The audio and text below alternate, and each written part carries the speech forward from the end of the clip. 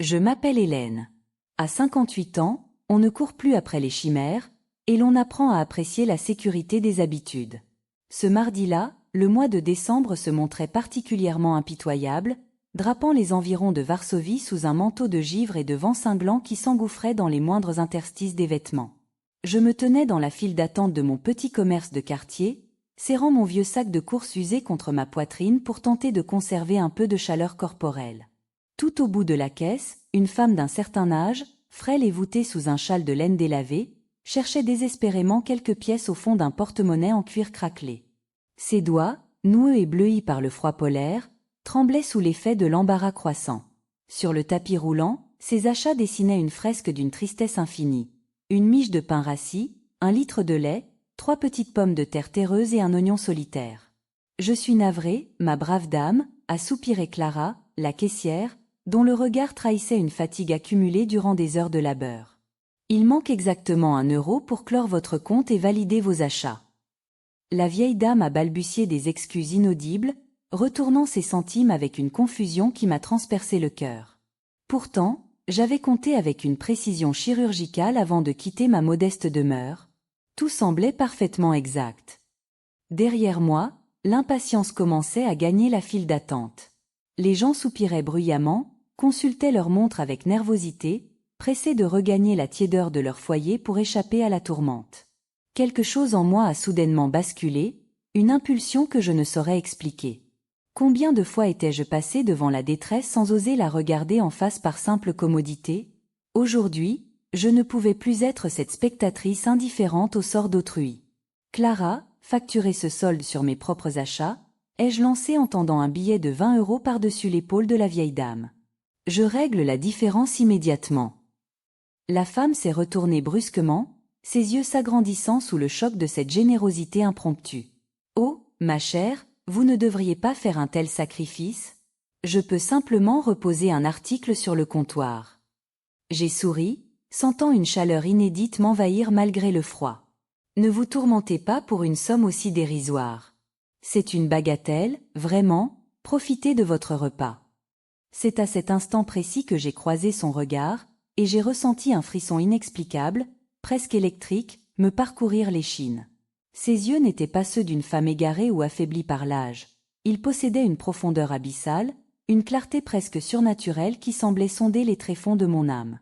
Elle était petite, marquée par les sillons d'un temps que je ne pouvais imaginer, mais une force ancestrale émanait de sa silhouette frêle. « Je vous remercie du fond de mon cœur, Hélène », a-t-elle murmuré, sa voix vibrant d'une gratitude si sincère qu'elle m'a troublée. « Votre noblesse d'âme ne sera pas oubliée par les puissances qui régissent nos vies. Le destin saura vous rendre au centuple ce que vous venez d'offrir au hasard de cette file d'attente. » Je me suis contentée de hausser les épaules avec une modeste indifférence tout en payant mes propres articles nécessaires à la semaine. Un poulet pour le bouillon traditionnel, des légumes frais et quelques conserves de secours en cas de blocage par la neige. Mon époux, Victor, s'apprêtait à repartir pour une longue tournée de livraison à travers le pays dans son camion de transport. Il allait s'absenter durant 10 jours entiers, et je devais préparer son ravitaillement avec le soin et la rigueur habituels. Depuis 32 ans de vie commune, mon existence se résumait à ce cycle immuable. Préparer ses départs, guetter ses retours avec anxiété, entretenir notre demeure et tenter de combler les silences de plus en plus lourds qui s'installaient entre nous.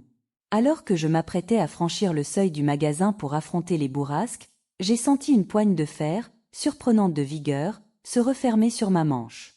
La vieille dame, que je croyais partie, s'était approchée avec une célérité incroyable pour son âge avancé.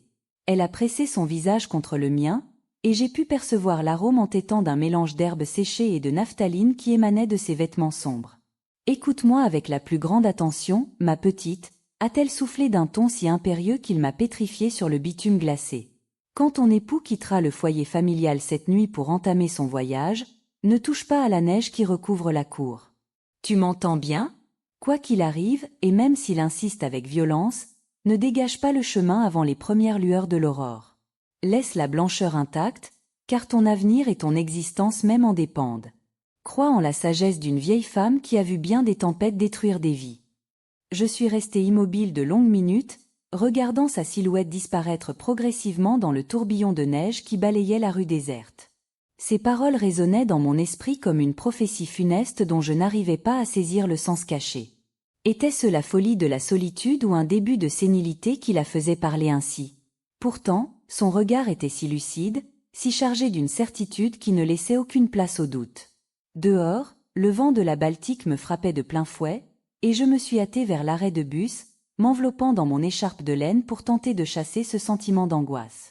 Victor et moi vivions en périphérie de la capitale, dans un quartier calme composé de pavillons construits dans les années 70.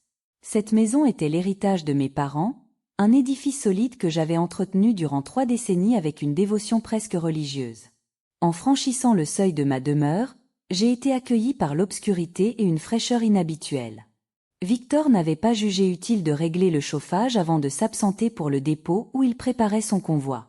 Je me suis activée machinalement, rangeant les provisions et mettant la bouilloire en route pour me réchauffer. Victor est rentré à 18 heures précises, apportant avec lui le froid de la rue et une aura de nervosité.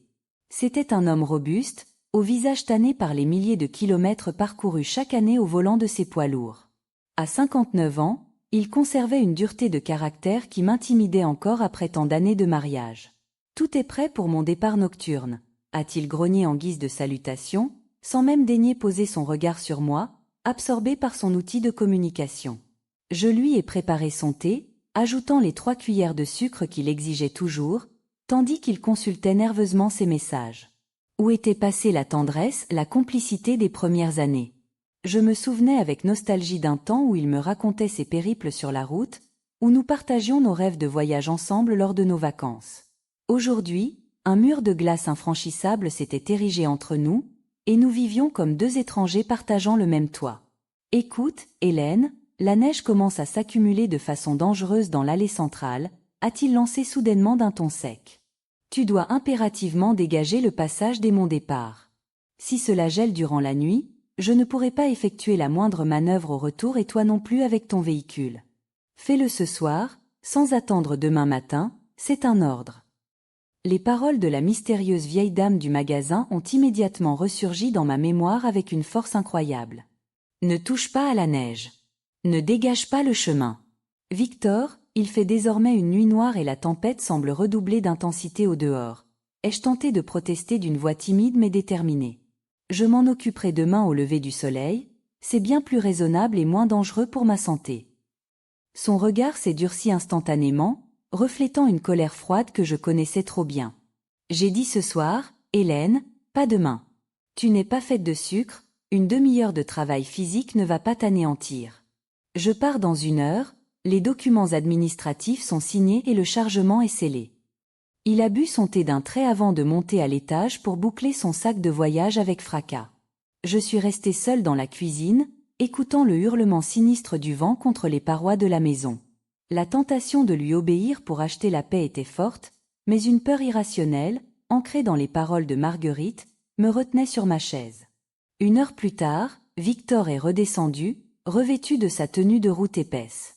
Je lui ai tendu son sac de provisions avec un sentiment de malaise croissant. « Tu m'appelleras dès ton arrivée à la première étape de ta tournée ?»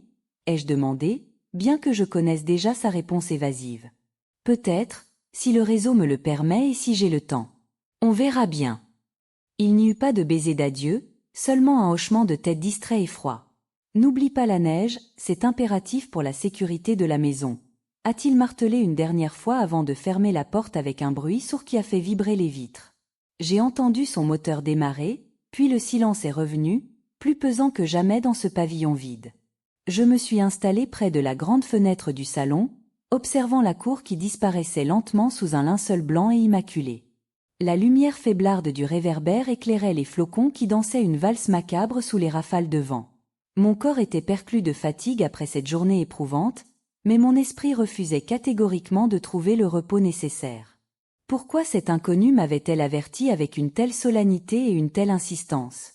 Je me suis finalement retiré dans ma chambre, m'enveloppant dans mon peignoir pour tenter de trouver le sommeil, mais celui-ci fut haché, peuplé de rêves sombres où les doigts crochus de la vieille dame agrippaient mon âme pour me retenir. « Ne touche pas à la neige, Hélène », répétait-elle sans cesse dans l'obscurité de mes songes comme un refrain de malédiction. Je me suis réveillée à l'aube, alors que les premières lueurs grises commençaient à poindre sur la banlieue de Varsovie. La tempête s'était enfin apaisée, laissant place à une sérénité trompeuse qui m'inquiétait. Je suis descendue à la cuisine, j'ai allumé la lumière et j'ai regardé par la vitre avec une appréhension que je ne pouvais dissimuler. Le spectacle qui s'est offert à mes yeux m'a glacé le sang plus sûrement que le givre. La cour était recouverte d'une couche épaisse et parfaitement régulière de neige, mais du portail jusqu'à mes fenêtres du rez-de-chaussée, des traces de pas étaient nettement visibles. Des pas d'hommes, profonds et assurés, qui avaient fait le tour complet de ma demeure durant la nuit, s'arrêtant devant chaque issue. Ce n'étaient pas les traces de pas de Victor. Je connaissais ses chaussures, son allure lourde et son pas traînant par cœur. Ces empreintes appartenaient à un inconnu total qui s'était approché au plus près de mon intimité pendant que je dormais, seul et sans la moindre défense. J'ai senti une tordeur me serrer la poitrine jusqu'à m'empêcher de respirer. Si j'avais dégagé la neige la veille au soir, comme Victor l'avait exigé avec tant d'insistance, ces traces auraient été totalement invisibles au matin sur le bitume nu. J'aurais continué ma vie de femme au foyer sans jamais savoir que quelqu'un m'avait épié dans l'ombre du réveillon. Une panique froide s'est emparée de moi, et je devais comprendre, je devais savoir qui s'était introduit ainsi sur ma propriété. J'ai immédiatement composé le numéro du commissaire Lanier, un homme intègre que je connaissais depuis qu'il avait débuté sa carrière dans notre quartier. « Commissaire, je vous en supplie, venez vite à ma demeure de la rue des Lilas. Quelqu'un s'est introduit chez moi cette nuit et a rôdé autour de mes fenêtres. » Sa voix calme et rassurante m'a un peu apaisée dans mon tumulte intérieur. Restez à l'intérieur de la maison, Hélène. Ne touchez à rien au dehors, ne marchez pas sur la neige. J'arrive avec une patrouille dans 20 minutes. En attendant l'arrivée des autorités, j'ai inspecté chaque verrou, chaque fenêtre avec une paranoïa nouvelle. Tout semblait intact, aucune trace d'effraction physique, mais la menace était là, gravée de façon indélébile dans la neige. Le commissaire est arrivé peu après, examinant les traces avec une minutie professionnelle et un regard sombre. Ce n'est pas un simple rôdeur de quartier, Hélène. Ces pas sont trop méthodiques, trop précis. On dirait que quelqu'un effectuait un inventaire de votre demeure sous couvert de l'obscurité. C'est à cet instant précis que ma voisine de palier, Sophie, est apparue sur le perron, l'air totalement affolé et le visage décomposé. « Hélène, ma pauvre amie. J'ai vu une activité nocturne suspecte sur les caméras de sécurité que j'ai fait installer le mois dernier après le cambriolage des voisins. Je pensais que c'était Victor qui faisait venir des experts pour des travaux de rénovation. » Le commissaire Lanier a immédiatement saisi cette opportunité capitale pour l'enquête. « Des experts ? Quels experts, Sophie ? De quoi parlez-vous précisément ? » Nous nous sommes tous rendus chez elle pour visionner les enregistrements numériques. Sur l'écran granuleux et froid, j'ai vu un véhicule sombre se garer devant mon portail peu après minuit, dans le silence de la tempête. Un homme en costume élégant en est sorti, tenant une mallette de cuir noir. Il a ouvert mon portail avec une clé qui semblait être la mienne, puis a passé 1 heure à inspecter les murs, les fenêtres et la toiture avec une lampe torche puissante, notant chaque détail dans un dossier officiel. « Mais c'est un agent immobilier de haut standing », s'est exclamée Sophie avec effroi. Mon monde a soudainement vacillé, et j'ai dû m'appuyer contre le mur pour ne pas m'effondrer.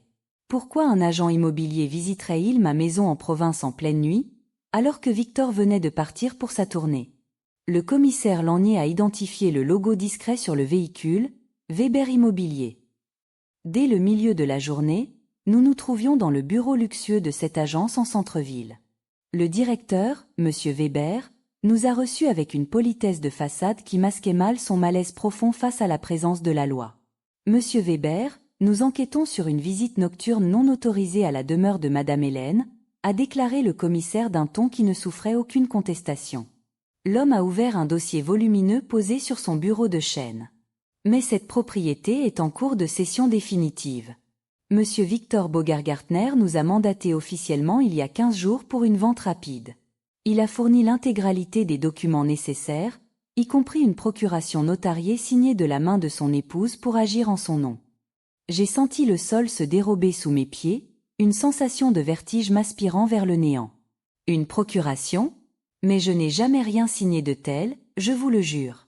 Ai-je crié, la voix brisée par l'effroi de la découverte. Weber a sorti un document officiel, revêtu d'un sceau notarié écarlate. En bas de la page, ma signature figurait, imitée avec une perfection diabolique qui m'a glacé le sang. Victor avait contrefait ma main, profitant de son accès libre à mes papiers d'identité dans notre coffre, pour vendre ma propre maison, mon seul refuge de femme, dans mon dos pendant que j'étais censée être en cure.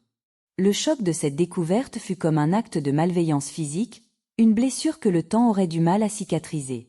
Victor avait tout planifié avec une froideur de prédateur. Il voulait empocher l'intégralité du capital de la vente, une somme s'élevant à près de 420 000 euros, et probablement disparaître avec sa nouvelle existence secrète, me laissant sans abri et sans la moindre ressource du jour au lendemain.